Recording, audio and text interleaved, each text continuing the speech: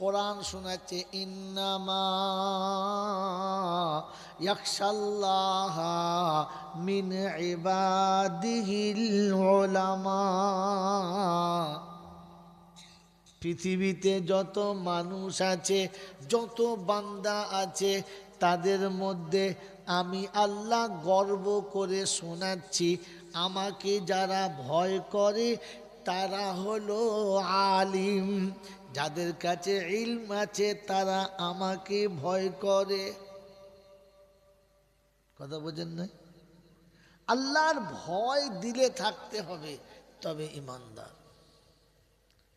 আল্লাহ নবী বলেন খাইরুল হিকমাতি খাশিয়াতুল্লাহ, সব থেকে বড় জ্ঞানী হলো সে আল্লাহকে ভয় করে। যে আল্লাহর ভয় যার হৃদয়ে আছে সেই হলো সব থেকে বড় বুদ্ধিমান। সব থেকে বড় বুদ্ধিমান কে? যে আল্লাহকে, জোরে বলে, আল্লাহকে ভয় করে, যে দাঁড়িয়ে দাঁড়িয়ে পেচ্ছাপ করে সে আল্লাহকে ভয় করে, যে বিবির বাপের গলায় গামছা দিয়ে পনের টাকা নেয় সে আল্লাহকে ভয় করে, যে ফজরের নামাজ শুয়ে শুয়ে কাজা করে সে আল্লাহকে ভয় করে, যে রমজানে রোজা রাখে নাই যে আল্লাহকে ভয় করে, যে লুঙ্গি গুটিয়ে কাঁচা মারতে পারে। জোরে বলে। এবার আমাদের নামটা কোন খাতায় পড়ে বাবা দেখো, জোরে বলো।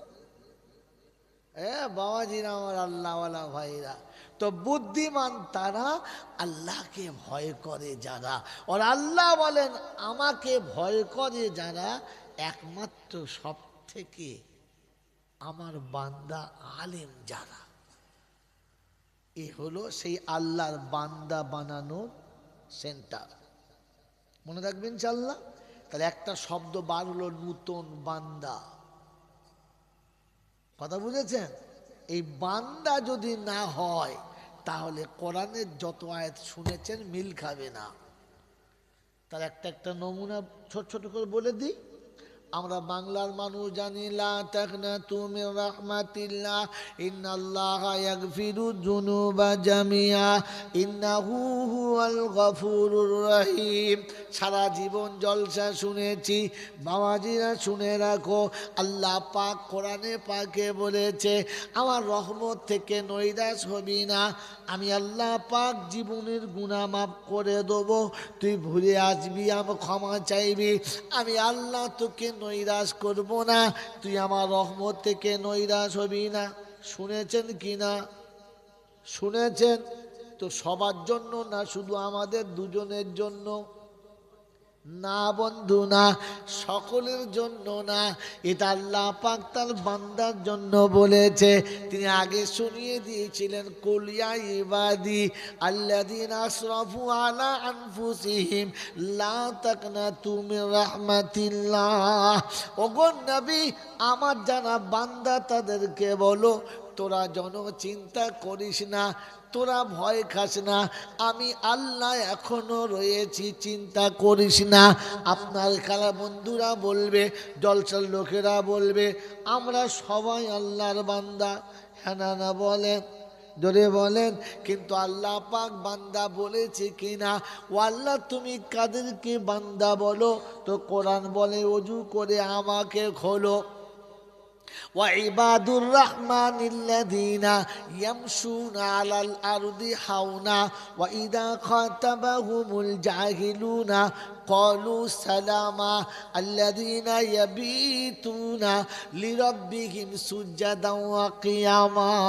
আল্লাহ পাক শোনাচ্ছেন আমি রহমান, আমার যারা বান্দা তাদের নমুনা, বান্দা অপরাধীর মতো হবে, জমিদারের মতো হবে না। অবিশ্ববাসী বুকে হাত দিয়ে বলো মানব জাতির সেরা মানব হলেন মুহাম্মাদুর রাসূলুল্লাহ। আল্লাহ পাক তার নামের সাথে বান্দা সেটে দিয়েছে। যেমন তিনি বলেছেন লা ইলাহা ইল্লাল্লাহ, সাথে জুড়েছেন মুহাম্মাদুর রাসূলুল্লাহ।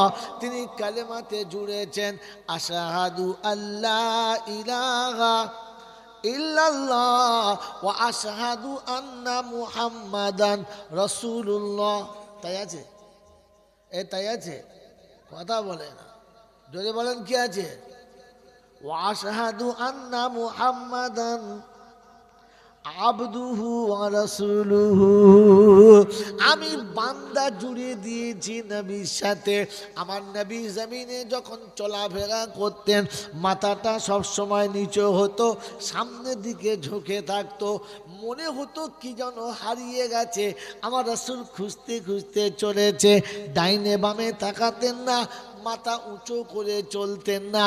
এটা বান্দার নমুনা। বান্দা অপরাধী, অপরাধীর দুটো নমুনা। এক নম্বর নমুনা হলো মাথা তুলবে না, মাথা নিচু থাকবে। অপরাধীর মাথা উঁচু থাকে না নিচু? নিচু। অপরাধী যখন কথা বলে তখন আস্তে বলে।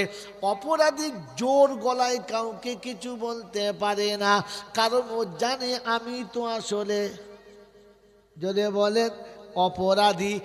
বাপজিরা সোনার আলালেরা, আমি আপনি ভেবে দেখি আমার মাথা নিচু থাকে না, আস্তে কথা বলি, জোরে বলেন বলি না।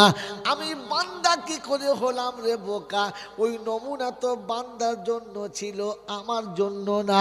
কোরআন শুনিয়ে দিয়েছি, বাইদা খাতাবা হুমুল জাহিলুনা কলু সালামা।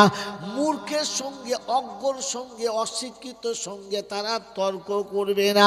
যদি কিছু বাড়াবাড়ি করে নিজের মানিজ্যত নিজে বাঁচিয়ে নিয়ে সরে আসবে, বলবে বড় ভাই তোমার অনেক কিছু জানা আছে, অত জ্ঞান আমার নাই, তাই তুমি তোমার মতো থাকো, আমি আর তোমাকে ঘাঁটাবো না। কারণ ও জানে ও ছাঁচলের সঙ্গে কথা বললে কি বলতে কি বলবো জ্ঞানগম্য নাই। কথা বোঝেন না?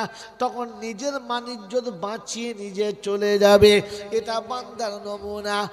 বাবাজিরা সোনার লালেরা, আমার খাজের পুলের বাবাজিরা বলেন, আমি আপনি সরে আসি না, জামার হাত গুটুই। কি ভেবেছিস কি তুই আমি বুঝি না নাকি? মনে হবে যেন আর একটা বললি মারামারি হয়ে যাবে। হ্যাঁ না না বলেন বাবাজিরা সোনারা লালীরা, আমার জ্ঞানীজনরা, শুধু মানুষেরা। তো বান্দার দ্বিতীয় নমুনা হলো অন্যায় যখন কেউ করে আর মূর্খ যখন তর্ক করে তখন ও নিজের মানিজ্যত গুটিয়ে নিয়ে সরে যায়। তৃতীয় নম্বর নমুনা হলো কোরআন শুনিয়ে দিচ্ছে, আল্লাযীনা ইয়াবিতুনা লিরাব্বিহিম সুজাদা ওয়া কিয়ামা। রাত যখন গভীর হবে, পৃথিবী যখন ঘুমিয়ে যাবে, পৃথিবী যখন নীরবতা পালন করবে, প্রাণী জগৎ যখন সব চুপচাপ হয়ে যাবে, ও তখন সিজদায় চলে যাবে, অজু করে নামাজে দাঁড়াবে। কোলের বিবিও জানতে পাবে না, পাশের বাচ্চারাও বুঝতে পাবে না। ও নিরিবিলি আস্তে আস্তে উঠে অজু করে নামাজে চলে যাবে। আল্লাহর কাছে গিয়ে বলবে, রব্বানা আমি তোমার সত্যিকারের বান্দা হতে পারলাম না। আমার আল্লাহওয়ালা ভাইরা কোরআন শোনাচ্ছে বান্দার তৃতীয় নমুনা। ও আমার সামনে এসে সব কিছু বলবে, কারো কাছে কোনো অভিযোগ করবে না। বিবি স্বামীর কাছে অভিযোগ করবে না, বাচ্চা বাপের কাছে অভিযোগ করবে না, ওরে শ্রোতারা নেতাদের কাছে অভিযোগ করবে না, ছোটরা বড়দের কাছে অভিযোগ করবে না। সবাই নামাজের পার্টিতে বসে রবের কাছে অভিযোগ করবে, আল্লাহ খাওয়াবার মালিক তুমি, পড়াবার মালিক তুমি, আমার জীবনের সুখ শান্তির মালিক তুমি, তোমার দরবারে সিজদায় মাথা দিয়েছি, ব্যবস্থা করো। অভিভাবকের সঙ্গে কোনো দিন জিদ করবে না। কি গো বাবাজিরা, আমরা কার কাছে জিদ করি? উল্টো জায়গায়। হ্যাঁ না বলে সব কিছু দেওয়ার মালিক কে? যদি বলে তো শ্বশুরের কাছে চেয়েছে কে? শাশুড়ির কাছে চেয়েছে কে? স্বামীর কাছে জিদ করে কে? এই বাপের কাছে জিদ করে কে? এত বড় নির্লজ্জের মতো জলসায় বসে বলো সব কিছুর মালিক আল্লাহ। তো মালিক যখন আল্লাহ, তো মালিকের কাছে চাও। হ্যাঁ না বলে, যদি বলে ওই মালিকের কাছে চায় যারা, আল্লাহ বলে আমার বান্দা হলো তারা। তাদের জন্য বলেছি চিন্তা নাই। বললে হুজুর এইরকমই তোমার তো